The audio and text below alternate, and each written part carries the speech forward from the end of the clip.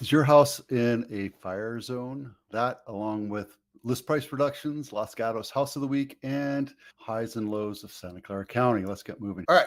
Is your house in a fire zone? Obviously, red means bad. But if you look, most of California is in a fire zone, just in the areas where there's a lot of residential. The Berkeley Hills, the Oakland Berkeley Hills, and then over here, those are the severe areas. How do you know if your house is in a fire zone? You go to this fire map set by Cal Fire, and then you plug in your address right here. Boom. And I have one right here for you to look at. Euclid, not my listing. We're going to look at that. That's the Los Gatos Home of the Week. And we plug it in and zooms right into the severely high fire zone. Why is this important? Why am I talking about it? Because if you haven't lived in California in the last 10 years, you realize that California's had massive amounts of firestorms, basically. And last couple of years, we lost property here and up in Chico. There's a fire going on right now. Where's Chico? I think it's like right here, Amador County. If your house is in a severely high fire zone or even in the yellow or pink zone, your insurance is going to be crazy high. I had a house we were looking at in Gilroy. My clients were looking to buy in there. And mind you, these maps, this is just from the fire map for California, Cal Fire. Every insurance carrier has a different map.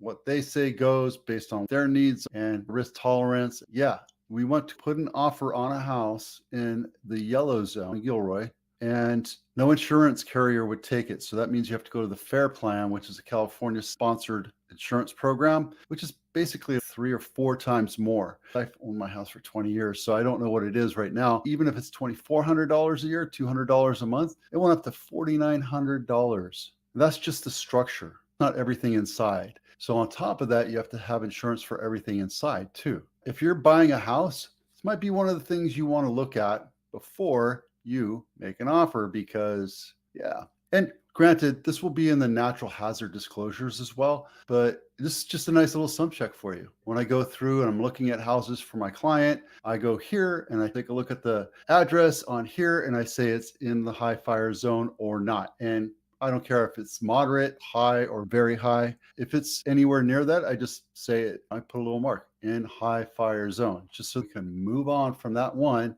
because they don't want to pay that insurance. What happens if you're selling your house and you're now in a high fire zone? That's going to be a detriment or something that will slow down the sale of your house. It's something that you have to deal with. You bought that house probably knowing it was in a high fire zone. And at that time, they probably did not have massive insurance issues. So what are you going to do? You're just going to have to sell it and take what you get. Unfortunately, that's just a fact of life right now. Until this insurance issue gets handled, you're stuck between a rock and a hard spot. Either keep paying the insurance or sell it, take your losses and go. I think something's going to change in the next couple of years. Can't promise you that though, because I don't have a crystal ball. Need state regulation on this, on how to make the FAIR Plan and fire insurance a lot more costly because it's just getting out of hand. And this isn't the only state that's having this issue. Florida has the same issue with hurricane. I heard somewhere where a hurricane area like Fort Myers, Cape Coral,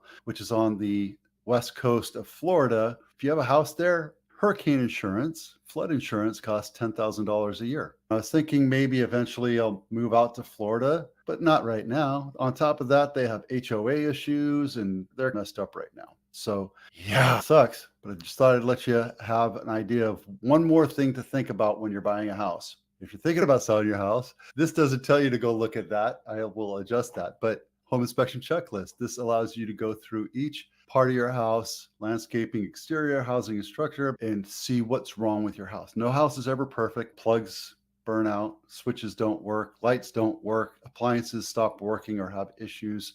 This just lets you get through the main things that an inspector would look at, and you can fix them before you bring in the inspector, and the inspector can come in and give you a nice clean report. I do also recommend that you disclose everything that you've ever done materially. If you change out a switch, if you put new windows in, whatever, disclose. Just save yourself a whole lot of time. We'll get into that later. Price reductions. We've had 200 price reductions, which is down from last week, and our inventory is down from last week as well. All of these houses have been on market 10, 15, 40, 90 days, and they're looking to sell it. What were they trying to do? They were trying to attract the market. Let's look at Waterford, built in 2001. The first picture should be the house. 50 days on market, 2-car garage, 2 month. Here's the thing. HOAs are going to lower the value of your home, period. Because there's management, there's things you have to ask for permission to do. You have to ask for permission to paint your house. You have to ask for permission to change your windows out. Not every HOA is like that, but HOAs are a pain in the ass. And then you also have very intrusive people that are on the board that are a pain in the butt. And I just stay away from HOAs altogether. I'm not a big fan of them. There's pluses and minuses to them. Sometimes they take care of the landscaping. Sometimes they take care of the streets, etc. But HOAs are just,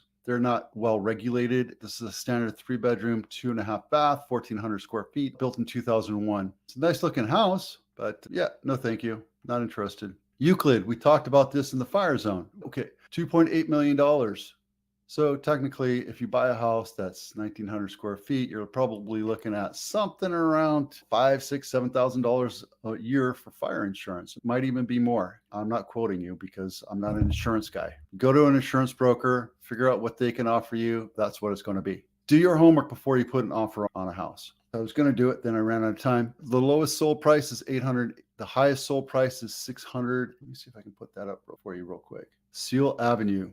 $6.6 million for almost 2% over list price. This is in Palo Alto, not my listing. Nice looking house. Looks almost brand new. Built in 2006, not flipped, brand new. And this one is right against the freeway in San Jose. It's an attached house. You can tell because, see, look, there's two. This isn't a 4-car garage. Took 97 days to sell. Original list price was $910. They bought it for $868,000. You can't tell me that you won't be hearing freeway noise from this. On top of that, it's an attached house. It's basically a duplex. And is there an HOA? Yep, HOA, $300 a month. I'm not a huge fan of these things. September 3rd, 119 closes, which is far down from the last couple of weeks, but we also had a holiday week. Slowed things down there. And we also have a drop in inventory as well as the price reductions. We're down to 12% instead of last couple